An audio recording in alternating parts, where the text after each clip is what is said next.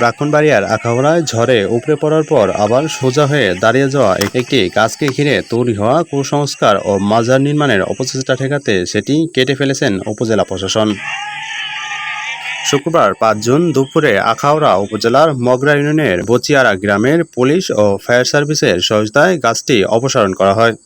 প্রশাসনের দাবি, গাছটিকে কেন্দ্র করে বিভ্রান্তি ছড়িয়ে পড়েছিল এবং সেখানে মাজার সংশ্লিষ্ট পরিবেশ তৈরি হওয়ার চেষ্টা চলছিল। স্থানীয় সূত্রে জানা যায়, প্রায় ১ মাস আগে ঝড়ে মুন্সিবাড়ির পুকুর পাড়ের গাছটি উপড়ে পড়ে। পরে গাছটির ডালপালা ও উপরের অংশ কেটে ফেলা হয়। তবে প্রায় ১ সপ্তাহ আগে হঠাৎ করে অবশিষ্ট প্রায় ১৫ ফুট লম্বা কাণ্ডটি আবার সোজা হয়ে দাঁড়িয়ে যায়। ঘটনাটি সামাজিক যোগাযোগ মাধ্যমে ছড়িয়ে পড়লে এলাকা জুড়ে ব্যাপক চাঞ্চল্যের সৃষ্টি হয়। গাছটি দেখতে দূরদূরান্ত থেকে মানুষ ভিড় করতে শুরু করেন।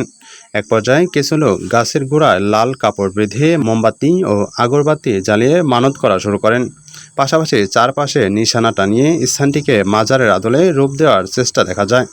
বিষয়টি জেলা প্রশাসনের নজরে এলে শুক্রবার ঘটনাস্থলে গিয়ে গাছটি কেটে ফেলার সিদ্ধান্ত নেন। অবশেষে গাছটি কেটেও ফেলেন। আখাউড়া উপজেলা সহকারী কমিশনার ভূমি ও নির্বাহী ম্যাজিস্ট্রেট কফিনুদ্দিন মাহমুদ বলেন, গাছটি ঝুঁকিপূর্ণ অবস্থায় ছিল। মালিকের সম্মতি নিয়েই পুলিশ ও ফায়ার সার্ভিসের সহায়তায় এটি অপসারণ করা হয়।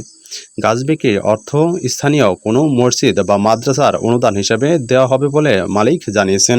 প্রশাসনের এই পদক্ষেপে এলাকায় সম্ভাব্য কুসংস্কার বিস্তার ও ভণ্ড মাজার গড়ে ওঠার আশঙ্কা অবসান হয়েছে বলে মনে করছেন স্থানীয় সচেতন নাগরিকরা।